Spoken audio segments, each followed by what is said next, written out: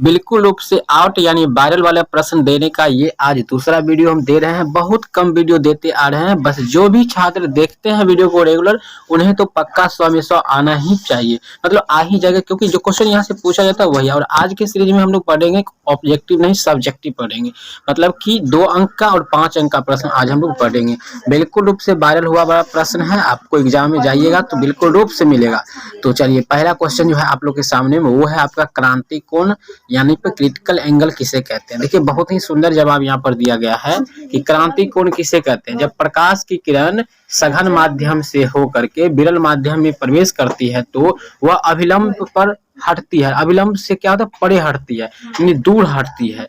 अर्थात विरल माध्यम में बिना अपवर्तन कोण के आर सघन माध्यम में बने आपतित कोण आई से बड़ा होता है। यदि विरल माध्यम में बना अपवर्तित कोण एक समकोण के समान हो जाए, यहाँ पर देखिए समझाया गया, बहुत ही अच्छा लाइन में समझाया गया, सब हो जाए तो इसके सापेक्ष सघन माध्यम में बना आपतित कोण क्रांति कोण कहलाता है।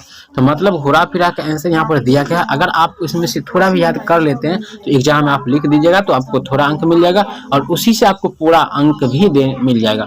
तो उम्मीद करते हैं कि ये सवाल आप स्क्रीनशॉट ले लीजिएगा या फिर देख करके याद कर लीजिएगा। बाकी हम आपको पीडीएफ भी डाउनलोड करने का लिंक आपको डिस्क्रिप्शन में प्रदान कर देंगे, जहाँ से आप एक क्लिक के साथ डाउनलोड भी कर लीजिएगा और अच्छी से अपना पढ़ाई की तैयारी कर लीजिएगा। बहुत कम समय है आपके पास, तो एग्जाम की तैयारी में तो लगे रहिए बिल्कुल जम करके, और कुछ भी हो जाए कम से कम तो इस बार 400 साढ़े 400 तक में आप लोग को लाना ही है अगर प्रयास रहेगा तो। बाकी अगला सवाल आपका है पेरिस्कोप किसे कहते हैं, इसका क्या उपयोग है। यानी पेरिस्कोप होता क्या है, इसके क्या क्या उपयोग है। तो पेरिस्कोप एक यंत्र है जिसके द्वारा हम अपने में छिपी हुई वस्तु को देख सकते हैं, मतलब कि जो धरती के अंदर छिपा हुआ उसको हम देख सकते हैं। सैनिक खाइयों में छिपकर मैदानी पहाड़ों को देख सकते हैं और पनडुब्बियों में बैठे सैनिक समुद्र तल का पर्यवेक्षण कर सकते हैं, यानी वो समुद्र के अंदर देख सकते हैं, दूरियां देख सकते हैं, आगे देख सकते हैं क्या है, समुद्र की गहराई को देख सकते हैं। इन सब चीज के लिए पेरिस्कोप उपयोग किया जाता है। इसमें समतल दर्पण लगा रहता है, पेरिस्कोप में जो होता है ना इसमें समतल दर्पण लगा होता है, जिससे मतलब प्रतिबिंब भी अच्छा बनता है और साफ बनता है और वो देख लेते हैं। ठीक है, उच्च कोटि का पेरिस्कोप में होता है प्रिज्मों का प्रयोग भी किया जाता है, प्रिज्म होता है उसका भी प्रयोग किया जाता है बहुत सारा में। अगला है आपका 3 नंबर सवाल है समतल दर्पण में बनने वाले प्रतिबिंब की विशेषताएं लिखिए। देखिए समतल दर्पण की में 3 विशेषता या 5 विशेषता से 7-8 होता है, लेकिन समतल दर्पण में 3 या 5 विशेषता आपको याद कर रखना है, क्योंकि 3 विशेषता भी पूछ सकता है कभी कभी 5 विशेषता भी पूछ देता है। तो याद रखिएगा कि समतल दर्पण से आपको प्रश्न 5 नंबर का भी आता है क्वेश्चन। ठीक है, यानी अगर 5 से 7 विशेषता पूछ दिया तो आपका 5 नंबर हो जाएगा, अगर 3 विशेषता पूछ दिया तो वो 3 अंक का हो जाएगा। चौथा सवाल है कि अवतल दर्पणों के उपयोग लिखिए। देखिए अवतल दर्पण का कहाँ कहाँ उपयोग होता है, तो बड़ा आसान भाषा में आप कह सकते हैं कि अवतल दर्पण का उपयोग बड़े आकार के अवतल दर्पणों का प्रयोग ऊर्जा के लिए किया जाता है और हजामती दर्पण के रूप में किया जाता है। गाड़ी के हेडलाइट में क्या है, देखिए हेडलाइट बोलना है आपको और साइड मिरर बोलेगा तो गलती हो जाएगा, क्योंकि साइड मिरर में होता है उत्तल का और हेड मतलब होता है सिर वाला लाइट पर, यानी माथे पर जो होता है वो होता है आपका अवतल। लैंपों में, सर्च लाइट में भी होता है, टॉर्च में भी होता है। तो यही सब 3 लाइन अलग अलग कर सकते हैं कि हेडलाइट गाड़ी के हेडलाइट में, टॉर्च में, सर्च लाइट में, हजामती दर्पण के रूप में, सेविंग दर्पण के रूप में। सेविंग मतलब वही होता है मतलब बनाने में, डॉक्टर द्वारा क्या होता है दांत जांच में, नाक कान दांत इस सब को देखने के लिए भी अवतल दर्पण का ही उपयोग किया जाता है, क्योंकि बड़ा प्रतिबिंब बनाता है। 5 नंबर सवाल है प्रकाश का अपवर्तन क्या है, इसके नियमों को लिखिए। देखिए प्रकाश के अपवर्तन के 2 नियम है। प्रकाश के अपवर्तन के कितने नियम है, तो 2 नियम है। आपतित किरण, अपवर्तित किरण तथा आपतन बिंदु पर डाला गया अभिलंब, तीनों एक ही तल में होता है। तो पहला नंबर आपका ये हो गया पहला नियम। दूसरा है कि जब एक ही रंग के प्रकाश किरण किन्हीं 2 माध्यमों के सीमा तल पर तिरछी आपतित होती है तो आपतन कोण आई, मतलब जिसको साइन कहते हैं, हिंदी में कहते हैं जया, तथा अपवर्तन कोण आर की जया साइन का अनुपात 1 नियतांक होता है। इस नियम को अस्नेल का नियम भी कहते हैं।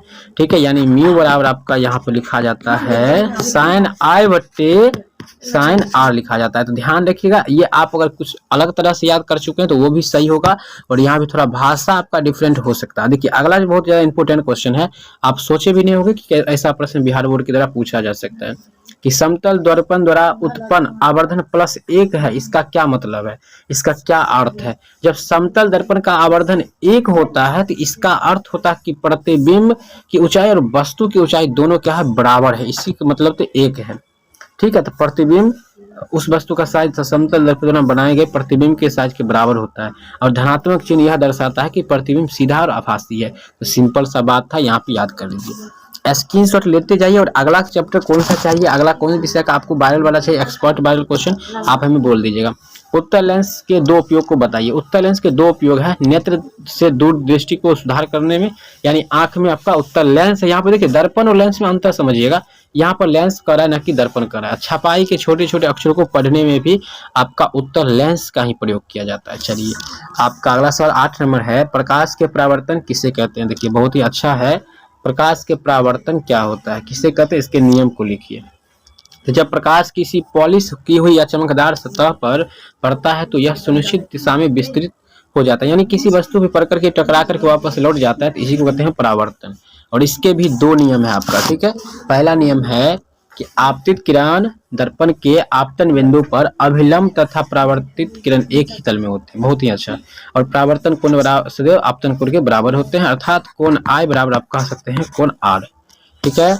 तो 9 है, दिए गए उत्तल लेंस, अवतल लेंस एवं कांच का एक वृत्ताकार पट्टिका को सतह को छुए बिना उनकी पहचान कैसे करेंगे। मतलब कि आपको 3 दर्पण लेंस दिया गया है, एक अवतल लेंस है, उत्तल लेंस है और एक कांच का वृत्ताकार प्लेट है।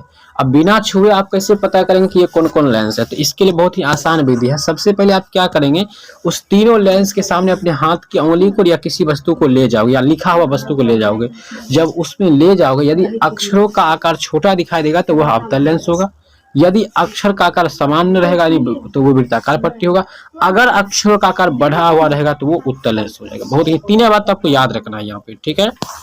चलिए 10 है, हम वाहनों में उत्तल दर्पण का पश्च दर्शन दर्पण के रूप में वरीयता क्यों देते हैं। देखिए बहुत ही मस्त क्वेश्चन, मतलब कि ये पूछना ही तय है, मतलब कि पूछा ही गया है कि हम वाहनों के उत्तल दर्पण को पश्च दृश्य दर्पण के रूप में वरीयता क्यों देते हैं। उत्तल दर्पण पश्च दृश्य दर्पण के रूप में इसलिए वरीयता देते हैं क्योंकि वे सदैव सीधा प्रतिबिंब बनाता है और इनका दृष्टि क्षेत्र भी बहुत अधिक होता है, क्योंकि बाहर की ओर विकृत होते हैं, इसलिए इसका उपयोग गाड़ी में यानी साइड मिरर में क्यों किया जाता है। अगला जो बहुत ज्यादा इंपोर्टेंट है आपका, वो है, यहाँ पे ध्यान से समझिएगा, थोड़ा यहाँ पे बने रहिएगा, वीडियो छोड़कर भागिएगा नहीं। वीडियो जितना भी लंबा होगा हम एक एक चीज को समझाएंगे आपको विस्तार से कि उत्तल लेंस को अभिसारी लेंस क्यों कहा जाता है। देखिए बड़ा ही आसान क्वेश्चन था, क्या होता है ऊपर से क्यों आ जाता है। तो देखिए उत्तल लेंस को अभिसारी लेंस इसलिए कहा जाता है क्योंकि उत्तल लेंस के द्वारा आपतित समांतर किरण को अपवर्तन के फलस्वरूप एक ही बिंदु पर मिला देती है, यही मुख्य बात है। यानी उत्तल लेंस प्रकाश के, आइए कम है यार आ जाइए, उत्तल लेंस प्रकाश के समांतर किरणों को अभिसरित करता है, तब उत्तल लेंस को इसी गुण के कारण अभिसारी लेंस कहा जाता है, ठीक है। चलिए तो आगे बढ़ते हैं, आपका 12 नंबर, उत्तल दर्पण और अवतल दर्पण में आपको अंतर लिखना है, ठीक है। देखिए उत्तल और अवतल दर्पण में उपयोग है, बहुत ही आसान शब्दों में यहाँ पर दिया गया है, इसे आप याद कर लीजिएगा तो बेहतर होगा। यहाँ पे बहुत सारा दिया गया, हम सभी को पढ़ के एक बार समझा दिए, जो इंपोर्टेंट लग रहा था क्वेश्चन बहुत ज्यादा। और अवतल लेंस और उत्तल लेंस में भी अंतर यहाँ पर लिख दिए हैं ताकि आपको याद हो जाए एक क्लिक में साथ, और एक क्लिक के साथ आप डाउनलोड भी कर सकते हैं। तो यहाँ पे वास्तविक आभासी प्रतिबिंब अंतर, ये 3 अंतर हमारे द्वारा भी बताया गया, उत्तल दर्पण अवतल दर्पण, उत्तल लेंस अवतल लेंस और वास्तविक प्रतिबिंब आभासी प्रतिबिंब। मैं गारंटी ले सकता हूँ, हमसे आप चाहे तो लिखवा लीजिए, ठीक है, कि 100% इस 3 प्रश्न में से ही आपको एक प्रश्न आंसर पूछा गया एग्जाम में, ठीक है। अब वो फर्स्ट सीटिंग में पूछे या सेकंड में, ये मैं बता नहीं सकता हूँ खोल करके, लेकिन पूछा गया है। प्रकाश के परावर्तन के नियम भी यहाँ पर है, आप देख सकते हैं। तो दोस्तों उम्मीद करते हैं कि आपको समझ में आ गया होगा। अगला सवाल जो आपका बहुत ज्यादा वायरल क्वेश्चन है कि सूर्योदय और सूर्यास्त के समय सूर्य रक्ताभ क्यों प्रतीत होता है। मतलब कहने का ये हुआ कि सूर्य भगवान उगते समय और डूबते समय लाल दिखाई क्यों देते हैं। ये दिखाई देते हैं क्योंकि क्षितिज संयुक्त तल पर नीले तथा कम तरंग दैर्घ्य के प्रकाश का अधिकांश भाग कणों द्वारा प्रकीर्णित हो जाता है, इसलिए हमारे नेत्र तक पहुंचने वाला प्रकाश होता है लाल, इसका तरंग दैर्घ्य होता है अधिक, इसीलिए वो लाल दिखाई देता है। अवतल लेंस को अपसारी क्यों कहा जाता है, ये भी आपको याद कर लेना है, बहुत ही आसान क्वेश्चन है। और इस तरह से सभी प्रश्नों को आपको याद कर लेना। अब हम बताते हैं कि इसको डाउनलोड आपको कैसे करना है, बिल्कुल फ्री में, कोई एक भी चार्ज आपको देना नहीं पड़ेगा। बहुत सारा प्रश्न आप वहां से डाउनलोड कर सकते हैं, जो कि मुझसे लिखवा सकते हैं कि आप उसमें से प्रश्न पूछेगा, ठीक है। मैं पूरी तरह से गारंटी लेता हूँ। आप इस वीडियो को शेयर कीजिए दूर दूर तक और चैनल को सब्सक्राइब भी कर लीजिएगा। चलिए हम जानते हैं कि कैसे पीडीएफ डाउनलोड करना है। पीडीएफ को डाउनलोड करने के लिए आपको गूगल पे आ जाना है। गूगल पे आ जाने के बाद आपको सिंपली यहाँ पे सर्च कर देना है, जो हम यहाँ पे सर्च कर रहे हैं आपको अपना इस परिवार का नाम लिख देना है, यानी माधव NCERT क्लासेस सर्च करना है। जैसे आप सर्च करते हैं आपके सामने ऐसा पेज ओपन होगा। इस वाले पेज पर सिंपली आप क्या कर सकते हैं, यहाँ वाले पेज पर आपको सामने जैसे ये आया, इस वाले पे सिंपली क्या करना है, एक छोटा सा क्लिक कर लेना है आपको। जैसे आप यहाँ पे क्लिक करेंगे आपके सामने ऐसा पेज ओपन होगा। इसमें आपको नीचे आ जाना है। प्रश्न आपको कहाँ से मिलेगा वो आपको समझना होगा पहले कि कहाँ से आप डाउनलोड कर सकते हैं। तो इसके लिए आपको यहाँ पर देखिए लेटेस्ट अपडेट में पहले जानकारी दिया गया, उसे आपको पढ़ लेना है और मॉडल पेपर के अंदर क्लिक कर लेना है, ठीक है। या आप क्लास 10th में पढ़ रहे हैं तो 10th वाले पे क्लिक करिएगा और 10th वाला पर ही क्लिक करके अभी PDF आप देख सकते हैं। 10th वाले पे क्लिक करने के बाद रजिस्टर नाउ पे क्लिक कर लीजिएगा और उसका नीचे आइएगा। नीचे आने के बाद आपको यहाँ पे साइंस वाला पे क्लिक करना होगा, ठीक है।